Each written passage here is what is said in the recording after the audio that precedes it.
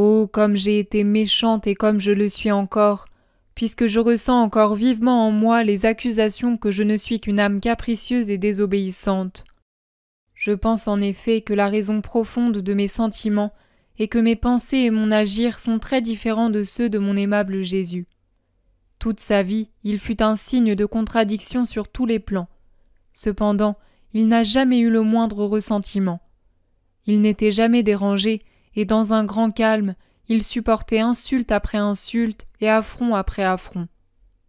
Moi, j'ai honte de le dire, j'ai très souvent pleuré, et je me suis souvent plainte à mon très doux Jésus, au point même d'éprouver de la résistance envers lui, pour qu'il ne me soumette pas à de si sévères souffrances, et qu'on ne m'accuse pas injustement d'être désobéissante et capricieuse. Oh, comme le Seigneur fut bon pour moi, méchante que je suis. Dans mes résistances, il feignait de se désintéresser de moi et ne disait rien. Il partait, mais seulement pour un temps très court. Il réapparaissait ensuite et me trouvait dans la désolation causée par son absence.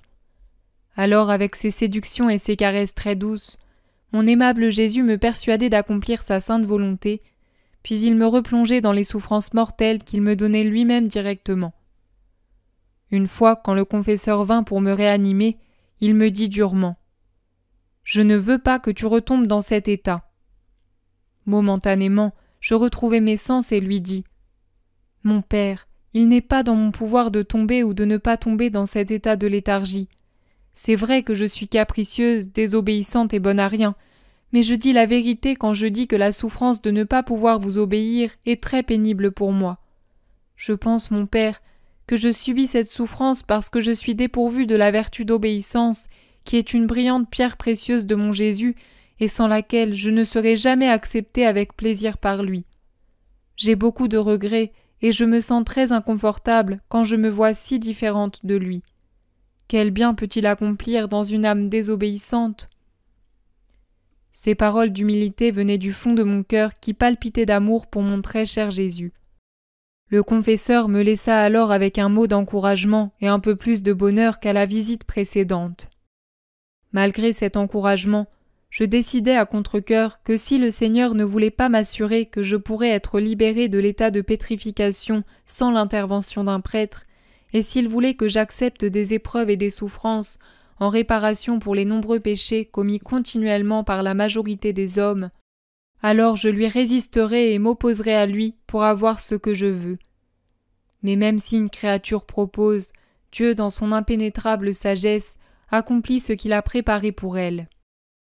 À cette époque, Dieu fit augmenter l'épidémie de choléra de jour en jour, au point que nos habitants étaient effrayés. Un jour, je suppliai le Seigneur plus que jamais pour qu'il fasse cesser ce fléau, fruit de sa juste et inexorable colère face aux innombrables affronts commis par les hommes méchants.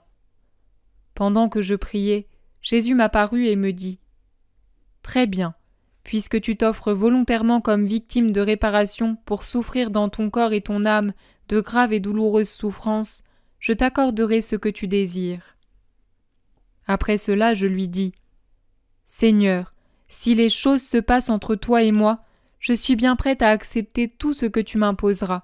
Autrement, je ne peux pas.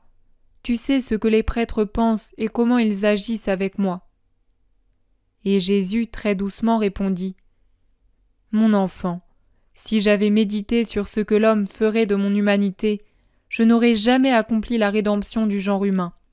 Mon but était leur salut éternel. Un grand amour me consumait et me fit tout sacrifier pour eux. Pour le salut éternel des créatures, j'offris à mon Père éternel les épreuves et les souffrances produites injustement en moi par les pensées et les actions des hommes. As-tu oublié que je veux de toi une imitation de ma vie ? Sache que pour imiter ce que j'ai fait durant mes 33 ans de vie terrestre, tu dois te soumettre à mes labeurs, mes rejets, mes souffrances et ma mort. Et tu dois les vivre de la même manière qu'ils ont été ressentis par moi. C'est de cette manière que je te demande d'imiter ma vie si tu le veux. Autrement, m'imiter comme il te plaît n'est pas et ne sera jamais à mon goût.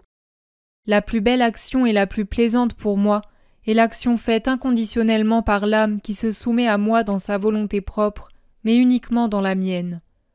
Ainsi, pour que je puisse trouver en toi l'accueil qui me soit le plus plaisant, fais l'acte héroïque de faire mourir totalement ta volonté et de laisser vivre uniquement la mienne en toi.